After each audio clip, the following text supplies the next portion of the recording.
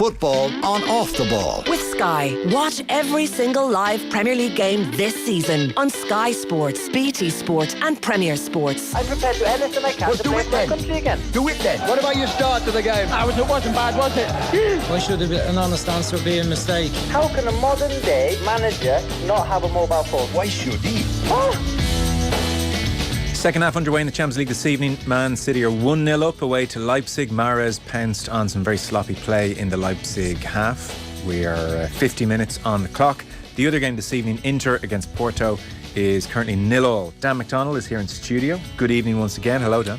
Evening, Joe. I'll give you a bit more than that. Come on. We're psyched. We're pumped. I'm not even going to feign something. I am happy to be here. It's just like, I know you well enough at this stage. There's no sense of surprise if I see you. I'm not going to go over the top here. You can't say, I'm not going to feign something. I am happy to be here. That's actually a good point, but it's just like, I'm not going to go very high pitched. Okay. Let's get talking about some sort of energising subjects, and I think the tempo will naturally lift. I've got just the ticket. Republic of Ireland 0, China 0. A low tempo affair, must be said. So 5 months on Tuesday, World Cup starts. That will be an amazing occasion with 80,000, I presume majority being Australians, but I dare say plenty of expats will manage to get tickets as well. Yep. Crammed into a stadium. It will be intense. It will be tense. It will be dynamic. There will be a sense of occasion. Republic of Ireland 0, China 0 today at 1 o'clock was none of those things, obviously. Ireland, it must be said, have now lost just one of their last 14 games, and that was an experimental side against Russia in the Pinatar Cup. So the run of form is excellent. China are 14th in the world to Ireland's 23rd in the world. So Vera Pauw is pursuing this policy of playing against high caliber opposition. That will continue in the summer when they play the USA twice in the US. An amazing preparation and lead into the World Cup, it must be said. But this was not very good. No, I think it was 7 clean sheets on the bounce as well. There's certainly a very formidable defensive record there, and certainly Ireland probably hard to beat, not particularly easy to watch, but that's, again, like we sort of talked a little bit about this off air. I mean when you have like a major tournament a year, and even the nature of like some of these games, the ones in Dublin will be big, the States ones, as you mentioned, the trip to the US I think is April maybe, that would probably be elevated at a certain level. A training camp effectively game in Spain with a very small crowd, almost to the point it was like being back watching closed doors football again. Like, it's never going to be good, really. It's very unlikely to open up and sort of be a thrilling game, and it's not as if this Irish team is really learning how to play. They have a fairly defined idea about what they want to do, and they're just sort of refining it a bit. It's still, in some ways, there's some new faces being dropped in, but it's also quite an experienced spine of the team in parts as well.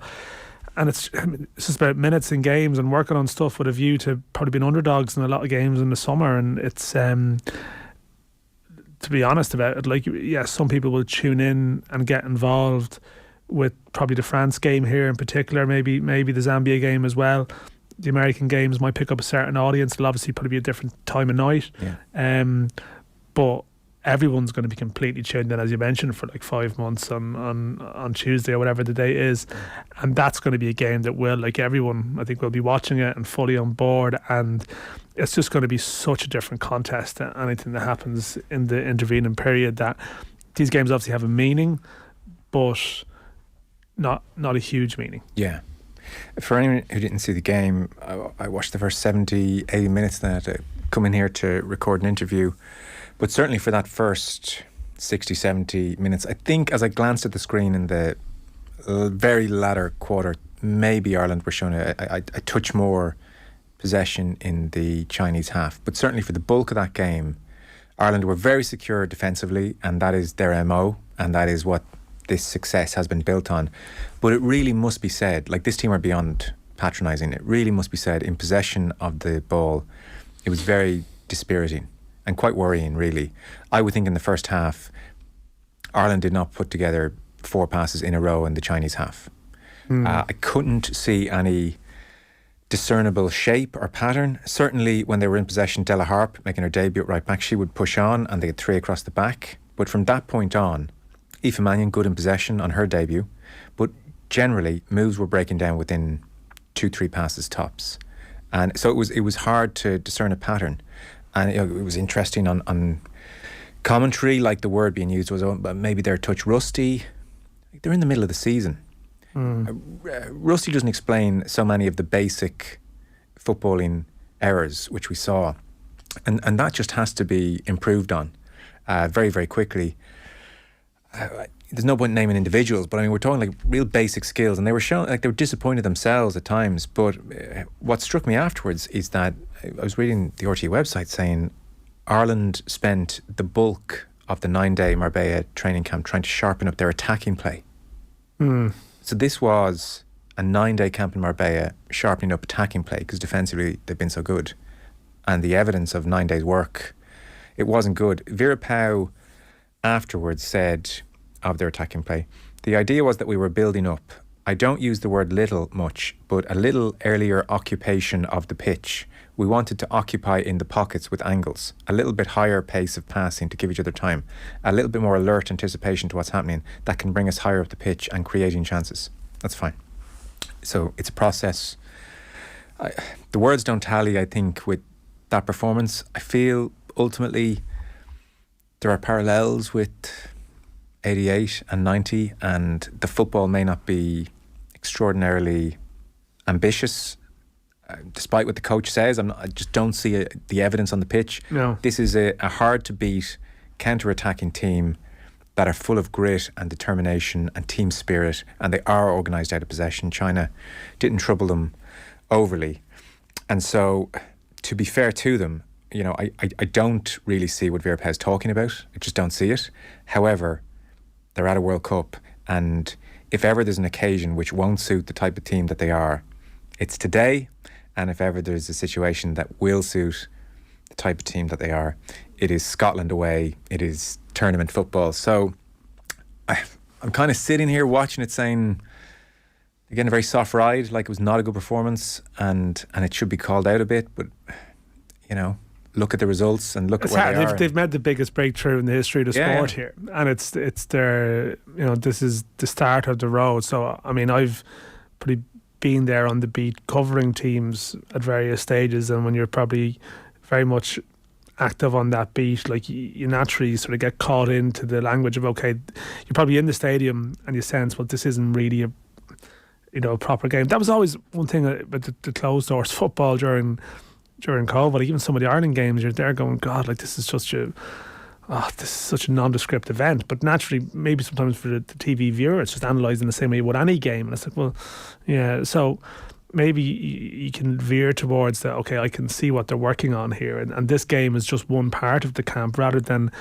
like, it's not a 9-day camp necessarily leading towards a competitive qualifier. Where then if the competitive performance is bad, it raises questions about the quality of the camp. Like maybe they've done good things in the camp that we'll see at a later date. Nor is it our first 9 days working with the team. No, it's not. And I mean, am I off here? No, I don't think so. Okay. I don't believe so. I think this is the type of discussion you want to have. I think, look, there's a massive symbolic element to what they've achieved. Totally agree. And I think that will, and we're probably still in that stage of the game, and that will be the case probably all the way up to the World Cup, and the fever pitch will build around it. But naturally this thing is going to evolve over a period of time. The growth of the sport and the interest is going to evolve over time, and I think that's when stuff like the way you play and how you operate becomes more important. You know, that's the next phase of it. Like we're probably still at the phase where it's we're sort of raising awareness of the team still, and that sometimes can seep into maybe some of the discourse around it that can lead to a slightly softer ride, in the sense of, well, isn't this great that they've done this? No Irish team have done this before, which is true, but the natural question still has to be and should be, can they be better? You know, and that I'm pretty sure that's what the type of sort of analysis that players will want, you know, and they'll probably know themselves that wasn't great. But then again, I mean, there was a time before the last campaign where they had this losing run, including in friendlies, you know, actually largely built up by playing some difficult teams in friendlies, and there would have been a sense then of people going, well, these results aren't good.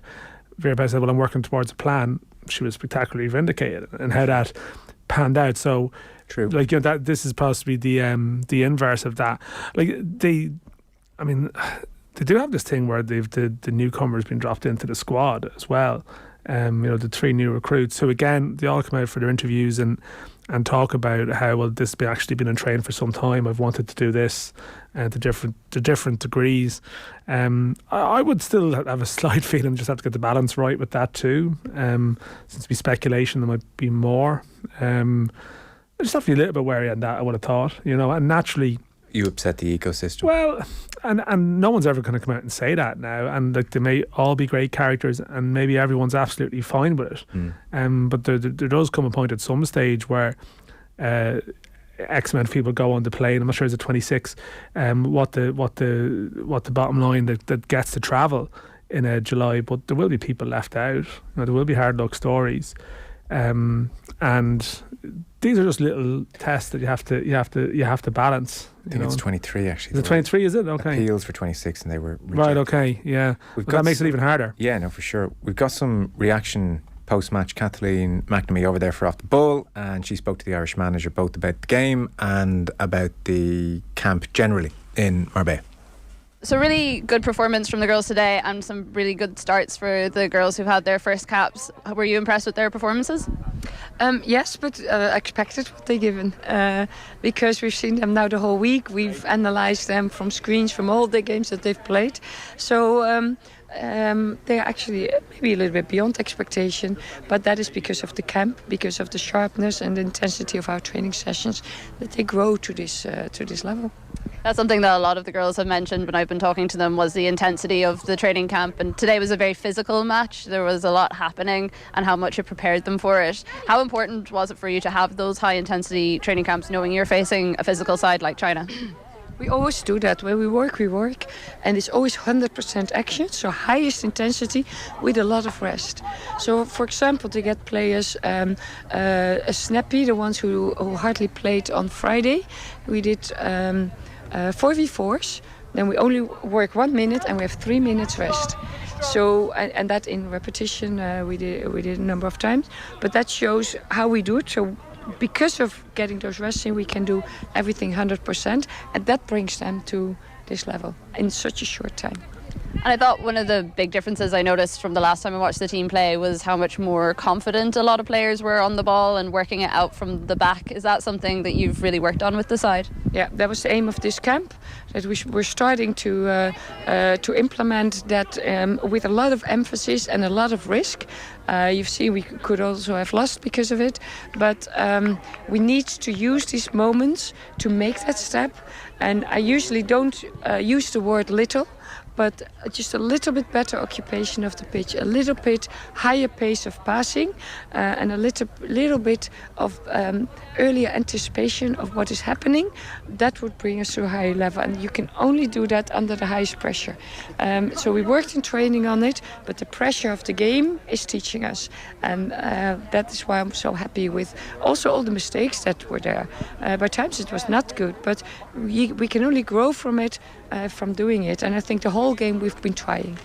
I was going to ask, was there anything that kind of particularly concerned you, or something maybe that you thought next camp, that's the thing I want to focus on and really work out the cracks in?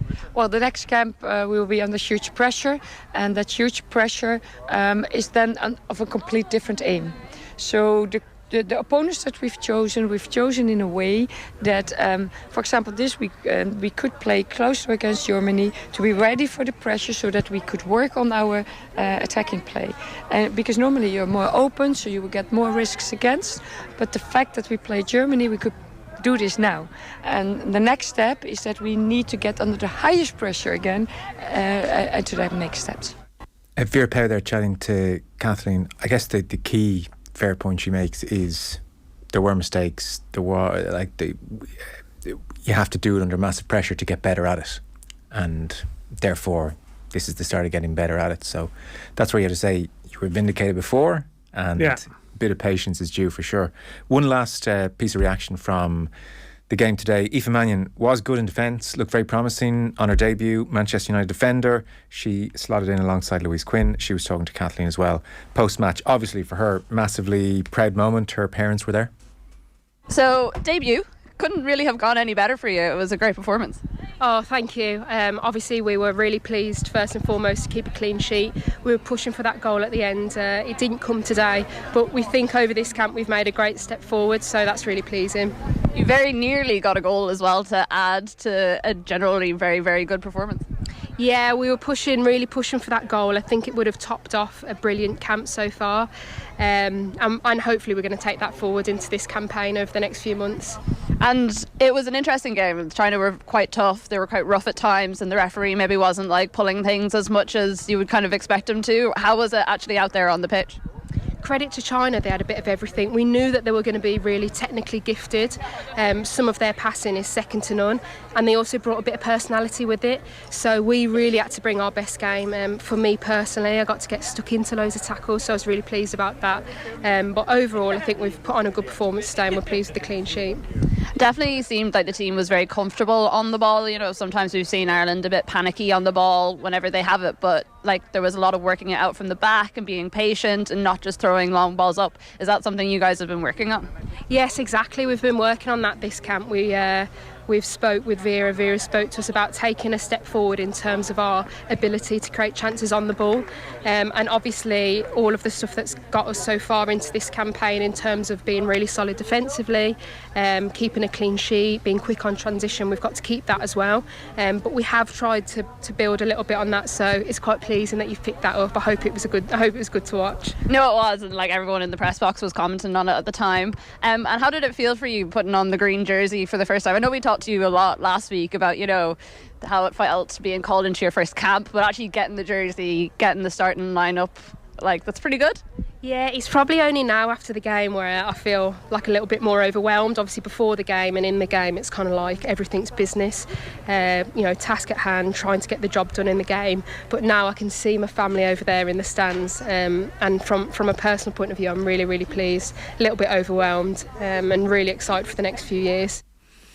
Aoife Mannion speaks incredibly well, and I'd say she's eyeing up a seat in that plane. Good debut. Yeah, you can tell the accent she grew up around. Jack Grealish is from there. They were the same neck of the woods. Okay. Yeah, they would have played. They knew each other. They would have played GAA actually in sort of similar circles when they were kids. Prerequisite that you also give really good post-match interviews. Yeah, I don't know. Yeah, they're made differently around sort of Birmingham direction. We'll take a short break. We need to talk about Liverpool RIP. We need to talk about a piece you wrote highlighting really worrying state of affairs when it comes to the development of our best teenage footballers, and it's kind of a frightening stat that you have in that piece. Latest in the Champions League, Leipzig 0, Manchester City 1. Back in 1 second. Our football show brought to you with Sky. Watch every Champions League and Europa League match live on BT Sport this season. Football on Off the Ball. With Sky, watch every UEFA Champions League and Europa League match live on BT Sport this season. This is News Talk. This is an emergency appeal from Concern Worldwide. Families in Turkey and Syria are struggling to survive in the aftermath of 2 devastating earthquakes, and freezing temperatures are making their situation even more desperate. Please help Concern provide blankets and shelter to those most in need. Visit concern.net today and give what you can. Thank you. You're snuggled up on your soft new velvet sofa, the one you just bought in the Easy Living Interiors winter sale. It's so comfortable, just like the luxury mattress and plush bed frame you couldn't resist. Well, they were 60% off. And as for your sleek new extending dining set, everyone loves it, and you loved the price. From bestsellers to new collections, expert interiors advice to finance options and fast delivery. Reimagine your home with Easy Living Interiors. Cork, Dublin, Navan, Naas, Wexford, Waterford, Carlow and Drogheda. Winter sale ends Sunday. Wave goodbye to winter and make it a fabulous February with GoBreaks.ie. Give yourself something to look forward to and choose from our amazing selection of 3, 4 and 5-star hotels around Ireland from just €80 per night. Whether it's a romantic hideaway, a family breakaway or a chance to get away. Book now for a great deal and go experience, go explore with GoBreaks.ie, as recommended by News Talk. Go Breaks. T's and C's at GoBreaks.ie. Tesco Club Card has the power to lower prices on large Easter eggs like Maltesers Teasers, Galaxy Enchanted, Cadbury Twirl Orange and more. Was €4.50, now €2.50 with your Tesco Club Card or app.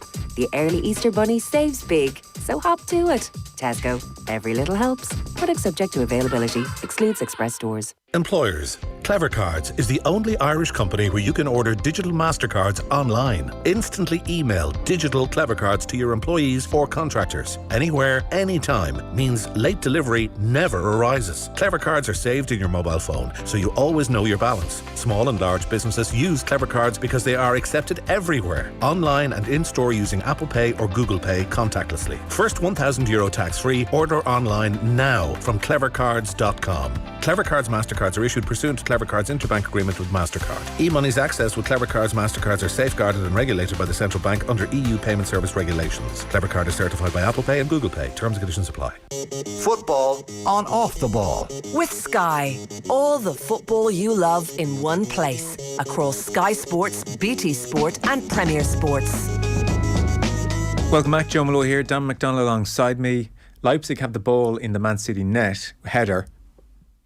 Is VAR intervening? We're just watching. It was sort of a little bit messy in the box. We're so conditioned to expecting a delay if there's any kind of a skirmish for the ball. Yeah. I mean, there's no suggestion that there is. No, I think we're playing Goal on. given. 1-0. Guardiola, our old mate from Croatia's World Cup journey, who was shown. He was hailing a taxi after Messi sent him the wrong way completely in the semi-final, but he was very good in the tournament. 1-0 in Leipzig he was. I don't recognise him without his face mask. Yeah, exactly, yeah. So, Liverpool, RIP. It's over. It's done. Yeah, we this touched era, yeah. finito.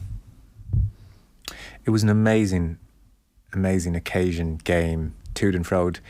I watched it alongside Kenny Cunningham in here, and numerous times in the first half, we remarked, God, the quality is great on both ends. Lots of great defending both sides, lots of great attacking play. Liverpool looked... See, you can forget this now. So in the annals of history, this is consigned as a horrific Liverpool performance. I thought the bulk of the first half, they were perfectly decent. They really were. They passed the ball, they were sharp, they were winning the ball off Madrid. They were putting Madrid under pressure. There was a moment at 2-0 where there's a tackle on the Real Madrid goal line to stop it being 3. Mm.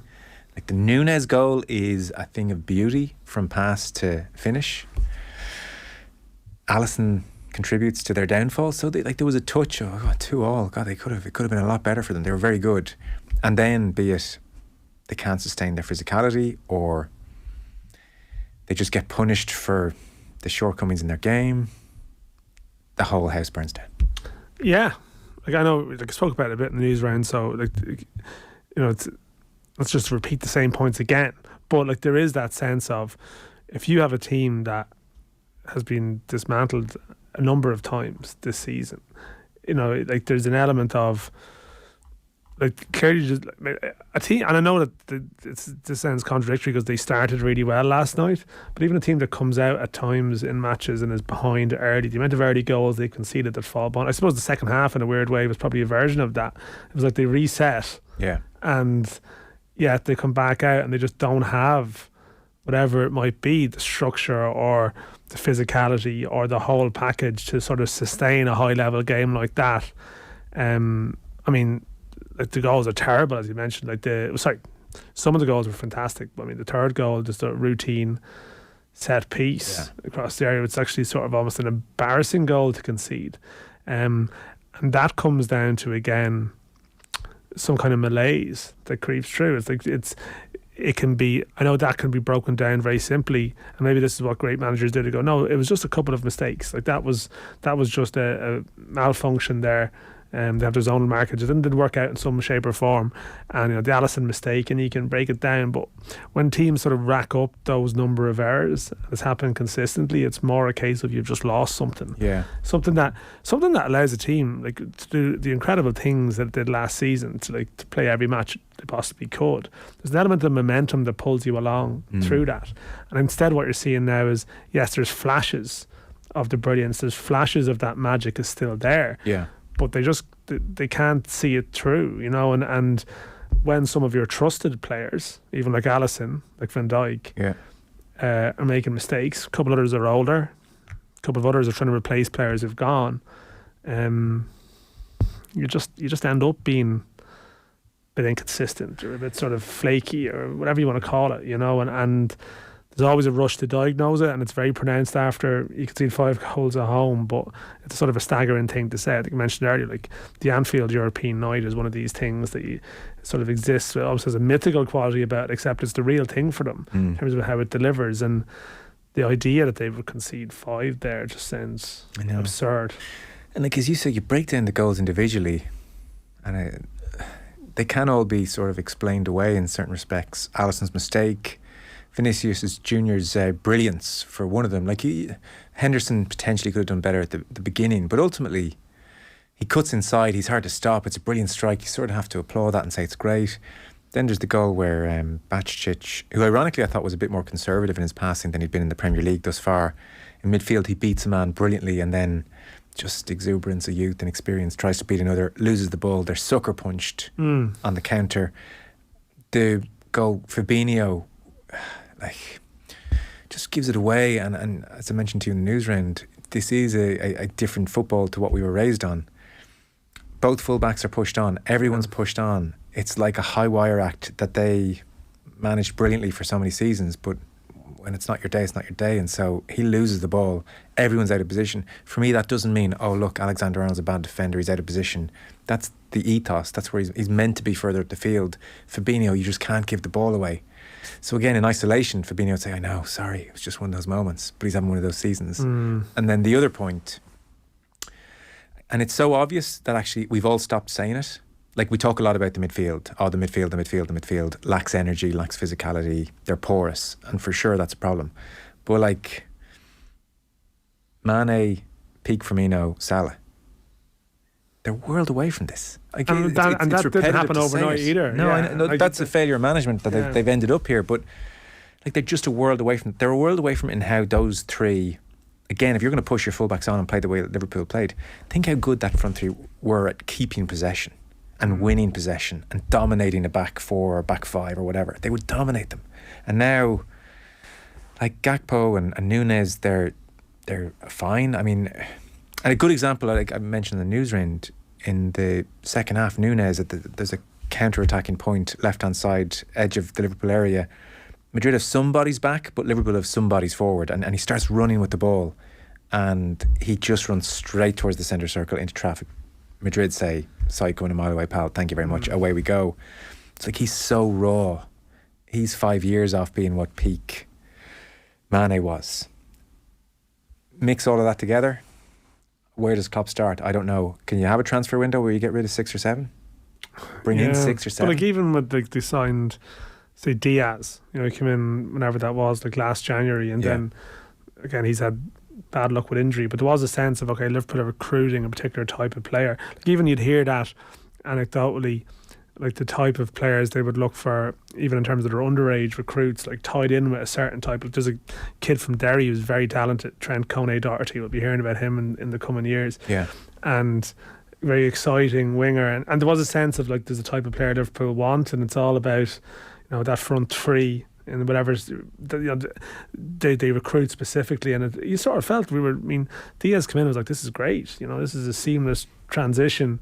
But then even that was why people even were a little bit, and you could see how Núñez could in theory fit into that with some of his attributes. But then they signed Gakpo and people are like, okay, what's happening here? Maybe they're not convinced about Núñez. They're fumbling around a bit trying to find something. And like, the thing is, I know what you're saying about the peak front three that was there, but obviously that was going to come to an end of the cycle, and every team like faces that evolution. And it's striking, like we talk about City here, watching City here, who, like, they haven't had that type of reliance to a point on the union of a certain number of players. Like, there's an interchangeable element to it. Like, Foden's going through maybe a little bit of a a mini slump at the moment, but then they've got Mahrez or Grealish has come in and out, and okay, I mean, let's be honest, they've been far from perfect this season. But the Liverpool thing was maybe built on relationships between players. And basically, City one is just a bit played more the same 13-14 every game. Yeah, and that, I mean, and they got away with it. That sort of catches up with you eventually, like, inevitably. Like, it's just a hard thing. Yeah. They struck gold with Salah. What did they pay for Salah? 34 odd million. Yeah. They signed Mane in 16 from Southampton. People quibbled about that at the time. Firmino complimented them. Like, he was also peak Firmino. Yeah. Sort of. So the odds on your transfer department, and there does seem to have been something of a brain drain at Liverpool to exacerbate things. I mean, the odds that you'll spend similar money and get similar results again are borderline remote here. That was just potentially, like, when it happens, it can be explained, well, we've the best data analytics and we've, you know, the club is so well run. Okay, I buy that. There's also a degree of, you did remarkably well. Like, repeat that for us in 10 years when you need to regenerate. And it's obviously not as easy as it looks. And they clicked, even if, you know, hated each other. even but yeah, I mean, like, they were competitive. there was competitive and rivalry between them. But I mean, didn't bother Andy Cole and Teddy Sheringham either, did it? You know, and that's it was a football creative differences. It was a football sort of harmony that existed there, and now they're again, as I said, they're sort of reaching around for something and just can't quite find it. And then it exposes like fault lines that exist further back as well too. So it all adds up. Going to be an interesting summer. You wrote a piece today which probably needs to be shouted from the rooftops by every sports show, sports podcast, and potentially on political shows as well, because this was something Micheál Martin suggested would be helped and addressed. Still waiting. Yeah. On this show, actually. He's in this studio. So, your piece in the Irish Independent. Here's a sobering statistic. There are more people working full-time in the youth section of Luton Town than in the entirety of the League of Ireland academy structure. For the guidance of 145 footballers, Luton Town have 24 full-time staff. They have between 25 and 30 in a part-time capacity. In Ireland, there are still Premier Division clubs without a person working permanently in this area.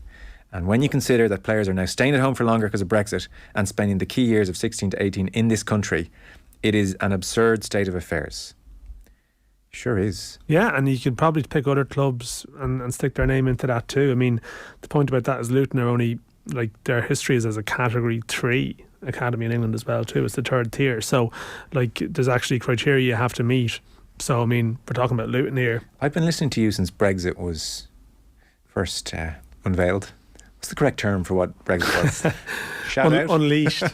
Unleashed. 2016, and the point was made, and then Irish football decided to move in a certain direction. So that basically these various events converged to the point being made that the League of Ireland clubs will have academies and they will oversee the development of our future generations.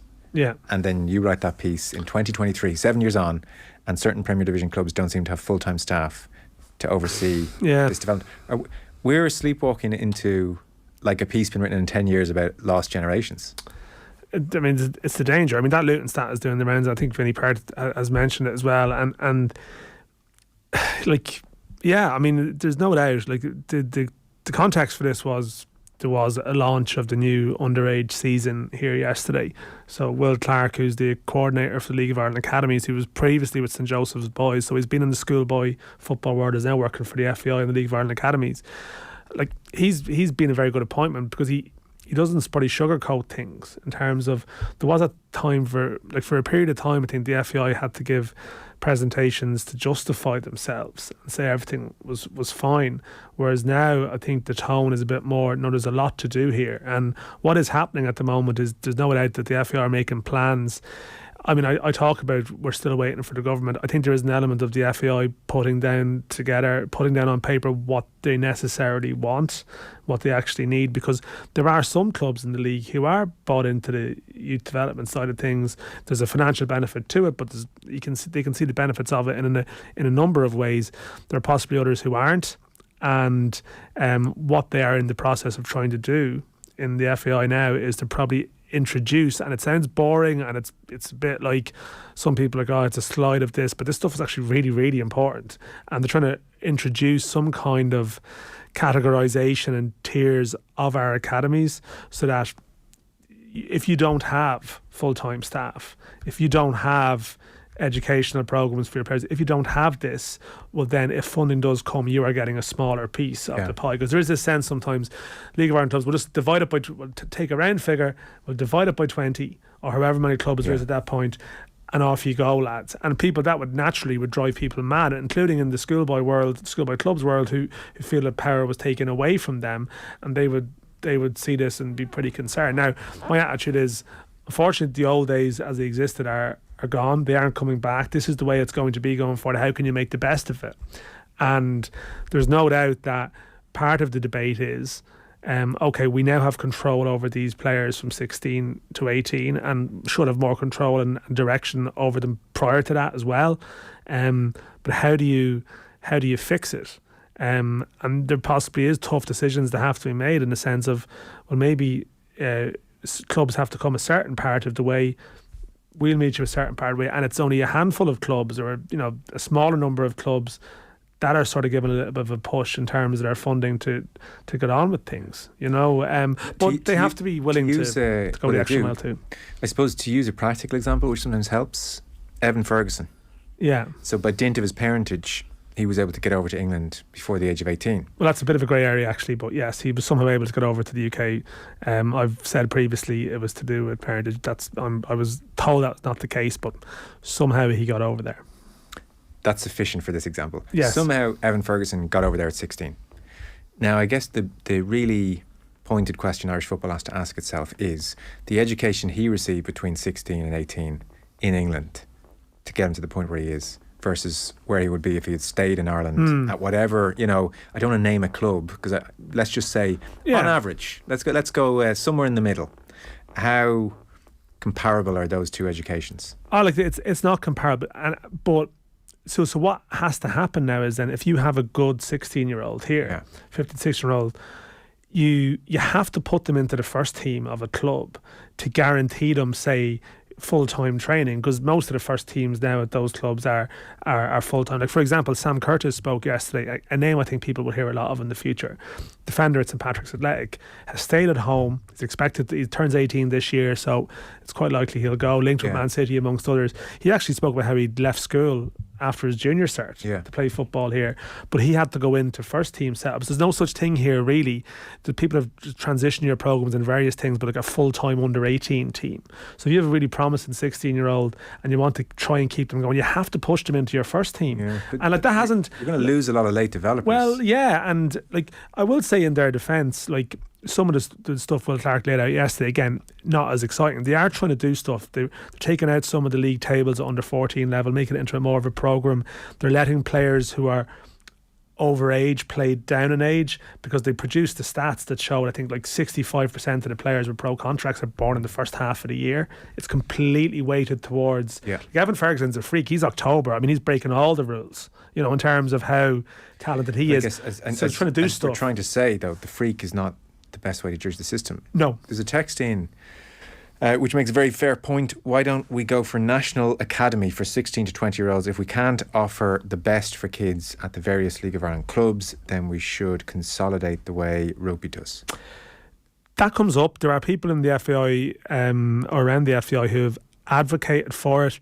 To me, there's still a complexity around that, because you talk about late developers, like how many do you put into that academy? Do you put 100 into it? Do you put 60, Could 40, you scour 20. best practice around Europe and different countries? Yeah, I mean, there are countries that have versions of it. I mean, there was like previously in England, there was like Lillish Hall, and like there's been places that have done this, and maybe there is Clairefontaine, and like how do you manage the ownership of the clubs? And people would say it needs to start a lot earlier with this stuff as well too. Like 16 to 20, like there'll be different views, and like I think with rugby you are comparing apples with oranges in terms of like the realities of what you're competing with across the continent. It's a discussion point. Like, you have regional versions of it, but then what you have is you have some clubs here who are trying to press on and do things their way, who probably wouldn't be mad, and then sort of been losing their players, but also sort of putting everything into the hands of a centralised system. It's a discussion point.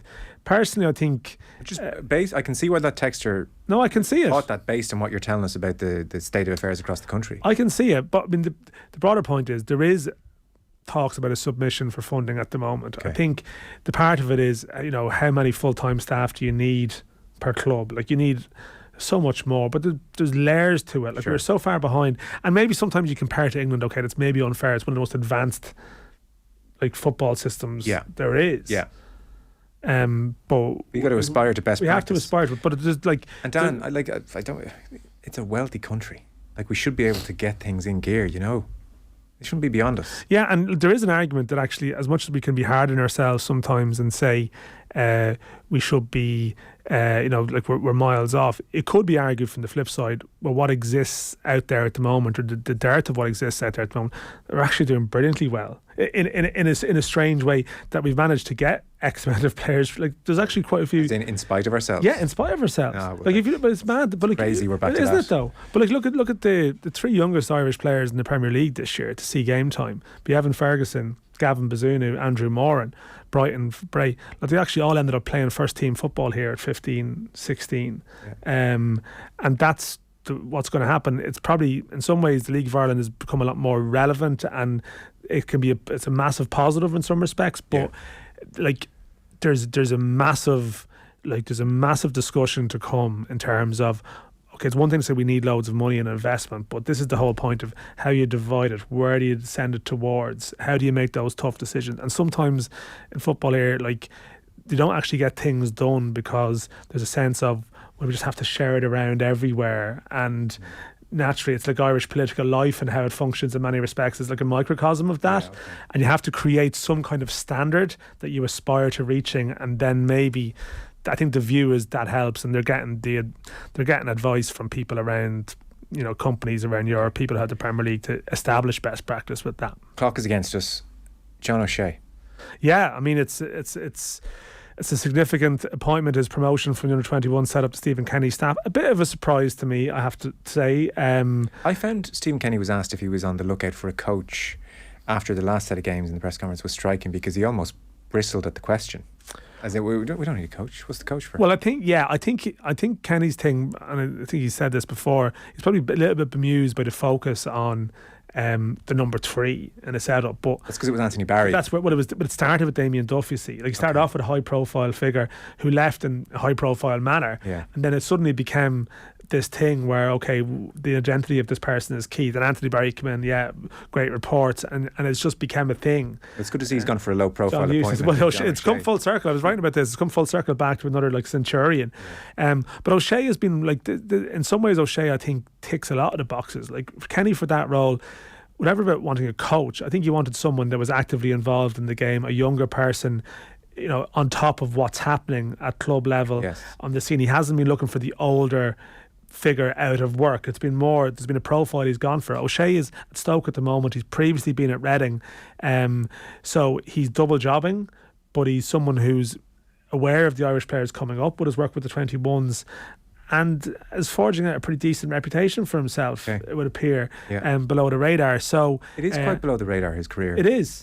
He's just, for whatever reason, it's a little bit more low key than various other people, becoming assistants or number 3s or whatever in various places. But the vibe I'm picking up is that there's a certain degree of, like, I don't think O'Shea is in a mad rush. I don't think he's going to be going somewhere. His famous last words, play this back, and he's been appointed a manager of, like, the Championship club in 3 months' Belgium time. Will come looking he's for him off again.